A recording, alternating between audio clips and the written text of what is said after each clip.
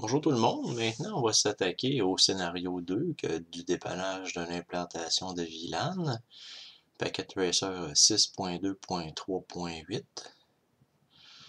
Dans le fond, il nous donne un peu moins d'indices ici, étant donné que on a déjà fait le premier scénario, donc il nous donne moins d'indices. Mais il faut se rappeler c'est un peu c'est quoi les indices. Est-ce que les PC ont les bonnes adresses? Est-ce que les VLAN sont bien configurés sur les différentes switches? Est-ce qu'il y a des trunks? Il faut se poser les mêmes questions. Fait qu'ici, vous voyez, ils nous ont donné une table d'adressage pour le VLAN de management sur les 3 switches et sur les 6 PC qui sont associés. Donc, on peut commencer par voir, OK, l'attribution des VLAN par port, est-ce qu'elle a été faite adéquatement? Fait que ceci devrait être fait identique sur S2, S3. Fait qu'on va commencer par S2. Avec la fameuse commande show VLAN brief. Est-ce que show VLAN brief nous donne quelque chose d'intéressant? Show VLAN brief. Il nous dit que présentement, on a de 11 à 17 dans 10. 11 à 17 dans 10. Ils nous disent aussi qu'on a 18 à 24 dans 20. 18 à 24 dans 20 qui est student. On a 30 ici. On a 6 à 10. 6 à 10 dans 30. Fait que ça a l'air bon. Et on a aussi dans Management et Native, on a 0,1 jusqu'à 0,5. Fait qu'ici, on a vérifié, puis c'est bon. Une chose qu'on peut s'apercevoir tout de suite ici, c'est qu'on a G01 et G02 encore dans VLAN 1. Donc, s'il est ici, ça veut dire qu'il n'est pas en mode trunk. On peut revérifier en plus avec Show Interface Trunk. Vous voyez ici qu'on n'a aucun trunk qui est fonctionnel. Donc ici, notre G01 ici n'est pas fonctionnel en trunk avec S1. Fait qu'on peut pallier ça directement. On va dans Interface G01, Switch Port mode trunk. Première chose qu'on fait, Switch Port trunk. Là, on va mettre le native comme demandé. Le native, vous voyez, ils l'ont mis dans 56. On va mettre VLAN 56. À partir de là, on a un trunk fonctionnel. On peut enregistrer ici nos informations, faire un show interface trunk. On va voir que ici c'est correct. On a quand même reçu un message de CDP qui nous dit que la switch S1 est dans le native 1. Fait qu'ici, il va y avoir un autre problème au niveau de la switch S1, au niveau de ses trunks. On va aller vérifier tout de suite ici. Est-ce que S1, est-ce que j'ai des trunks qui sont configurés convenablement? Si je fais un show interface trunk, on voit ici que j'ai 0,1, 0,2 qui sont là, mais les deux sont en native 1. Oh, il y a un problème ici.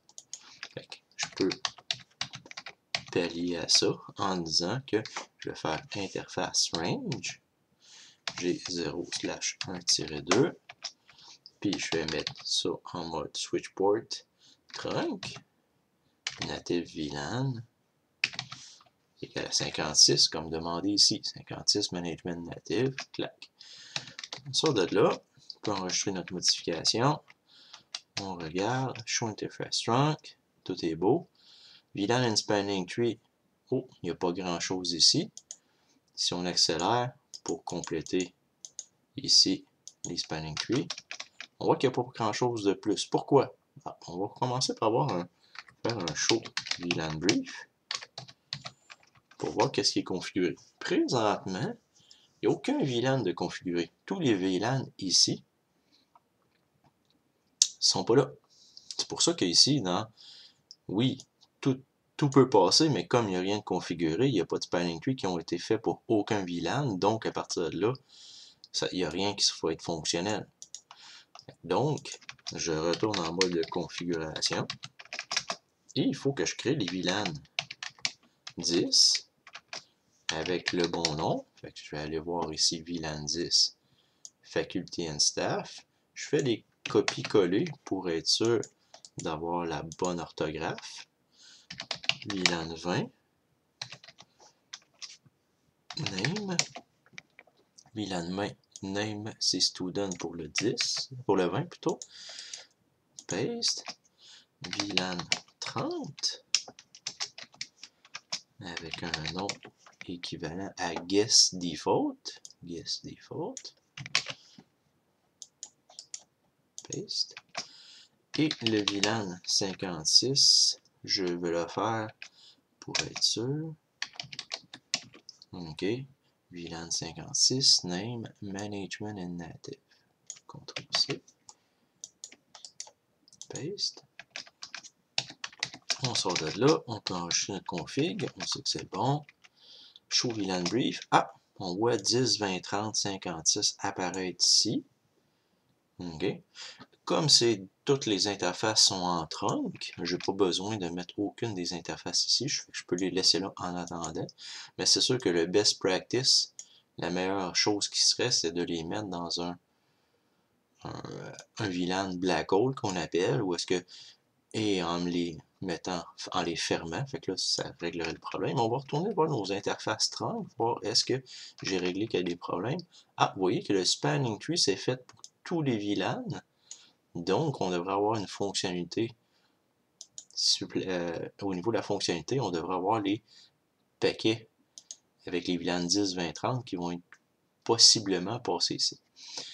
Une des choses qu'on n'a pas vérifié encore, c'est au niveau de la switch numéro 3, est-ce que la configuration est adéquate?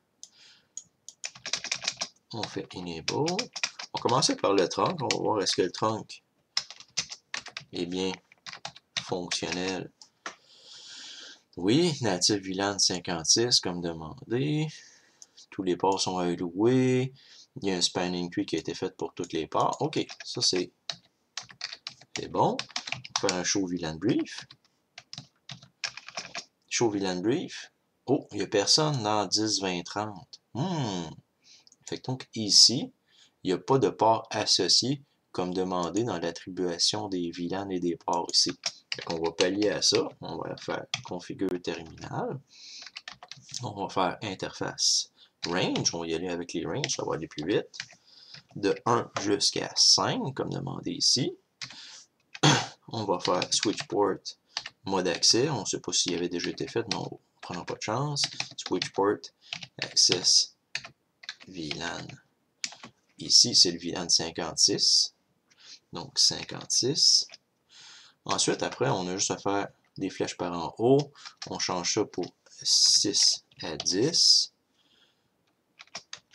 On met ça en mode accès. Et le VLAN, il nous demande 30. Ici, vous voyez 30 pour 6 à 10. Enter.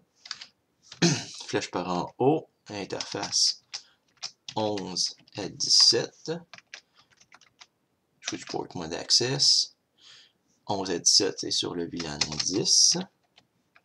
Enter. Ensuite, le dernier, 18 à 24. 18 à 24. On met ça en switch port mode accès et sur le VLAN 20 comme demandé. On enregistre nos modifications. On regarde show VLAN brief. Le 10, 11 à 17, 11 à 17, 10. Le 20, 18 à 24, 18 à 24. Le 30, 6 à 10, 6 à 10. Et le 56, 0,5, 1 à 5, 1 à 5. Donc on a l'air d'avoir quelque chose de fonctionnel. On peut faire avancer le temps un peu. Là, on est rendu à l'étape, est-ce que notre configuration est fonctionnelle? Donc, on va y aller avec notre enveloppe. PC1 à PC4 qui sont sur le même sous-réseau. PC2 à PC5 qui sont sur le même sous-réseau. PC3 à PC6 qui sont sur le même sous-réseau. On voit que ça, c'est fonctionnel. On a aussi les switches, eux autres qui sont sur un réseau .56. OK. C'est sûr que ici, présentement, j'ai tous mes points, mais l'idée de base, c'est toujours d'avoir un réseau fonctionnel. Fait que je vais faire S1 à S2 et je vais faire S1 à S3. OK. Là, j'ai des fails. On va vérifier est-ce que c'est à cause du ARP. On va refaire le travail. Vous voyez ici que j'ai encore des fails. Présentement, là, c'est fonctionnel. Donc, le système est fonctionnel. Celui qui nous manque, S1, S2, S2, S3. Ah, il nous manque S2 à S3. On y va. In progress, bien entendu.